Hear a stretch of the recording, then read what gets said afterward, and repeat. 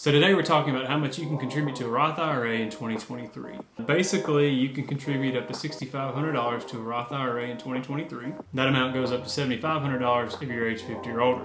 Of course, all that assumes you can actually contribute to a Roth IRA. There are eligibility requirements you must meet before you can contribute to an IRA. In this video, we'll talk about what some of those eligibility requirements are, and we'll also talk about how you might gain access to a Roth IRA through other means if you would otherwise be disqualified.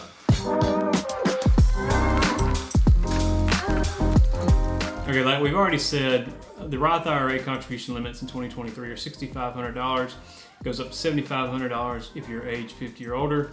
That's actually true for traditional or Roth IRAs.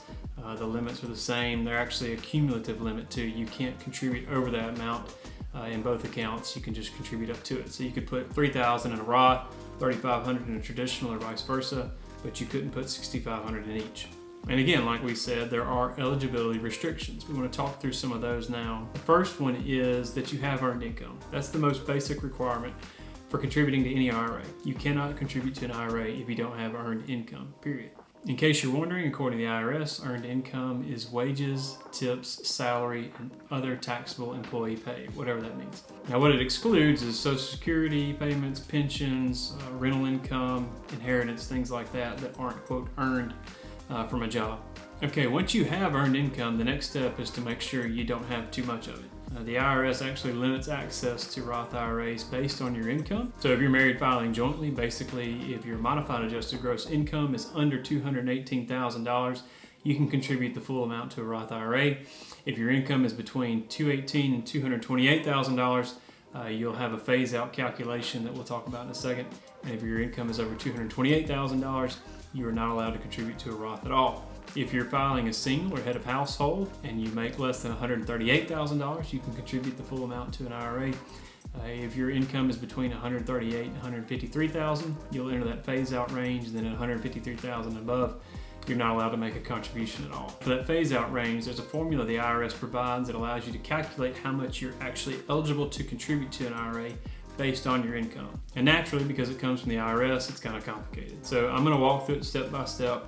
I'm going to put this on the screen as well, but I'm going to need to read it because it's kind of complex. All right, first off, you start with your modified adjusted gross income, and you subtract from that $218,000 if you're married filing jointly or you're qualified widow.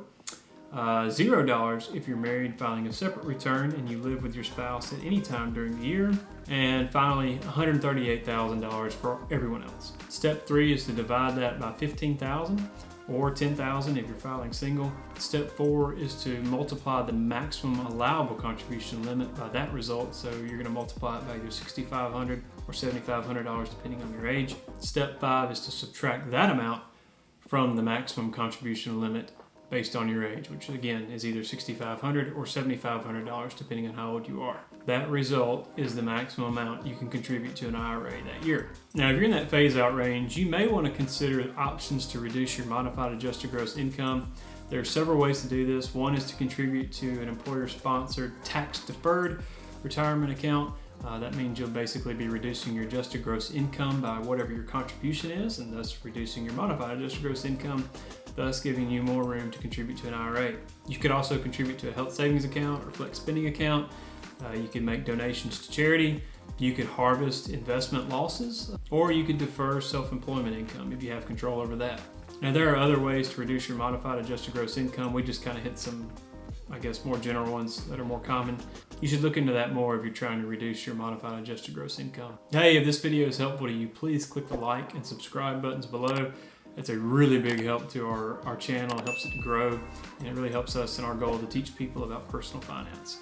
All right, if you can't contribute to an IRA because of income restrictions, there are a couple of other options you could consider. The first one is a backdoor Roth IRA. We've just recently recorded and posted another video about the backdoor Roth IRA. We'll link to it on the screen and in the description below. Basically, a backdoor Roth IRA is a contribution to a traditional IRA on an after-tax basis that is then rolled over into a Roth IRA It is legal to do. You just have to jump through that extra step to have it done if your income is too high. Another option to gain access to Roth dollars is to use your employer-sponsored 401k plan.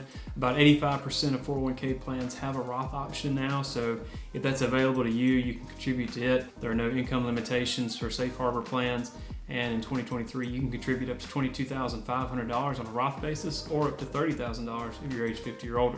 Finally, if you don't have earned income and that's the reason you can't contribute to a Roth IRA, but your spouse does, you can use a spousal IRA. Basically, what a spousal IRA allows you to do is contribute to a Roth IRA, and your spouse's income is used to qualify you or provide for that earned income requirement to contribute. Now, your spouse's income must exceed both their contribution and yours in a tax year, but it works just like a regular IRA. You just kind of get the box checked through your spouse instead of you working. Like I said, we just recorded a video on that. We'll put a link to it above, below, wherever, so you can check it out. And that's basically all there is to say about Roth contributions in 2023. We have more posts like this on our website at martinmoney.com. There's actually a written form of this video on the website, which we'll link in the description below. We'll also put other links to videos that are similar to this topic, posts that are similar to this topic. So we encourage you to check those out. As always, we're grateful for you watching our videos. Thank you so much for your time. God bless and take care.